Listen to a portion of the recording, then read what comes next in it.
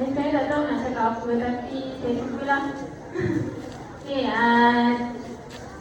pertama sekali saya nak minta maaf kalau ada salah silap saya sepanjang berada di Saiz Sungai Kecil.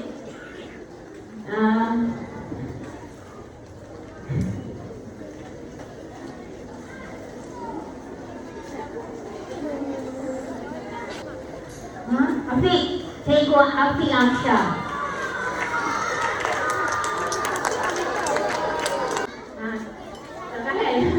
Okey, pertama sekali saya nak minta maaf sangat-sangat daripada awal semula, daripada tahun 1, 2, 3, 4, 5 dan 6. Okey, alalkan saya makan minum yang awak bagi.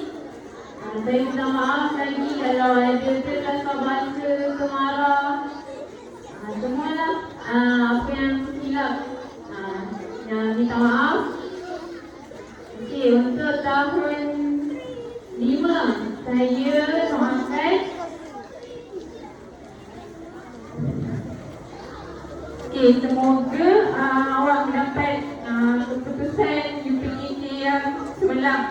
Okey, doa apa nanti order kan? Okey, untuk tahap 1, semoga awak menjadi anak yang soleh dan solehah, terus berdaya, teruskan perjuangan awak di Saiz Sungai Kecil. Okey, untuk tahun 6,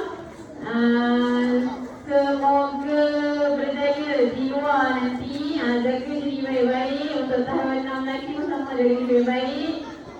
Okey, so itu je lah ucapan saya. Doakan saya di tempat yang baru. Okey, terima kasih. Assalamualaikum warahmatullahi wabarakatuh.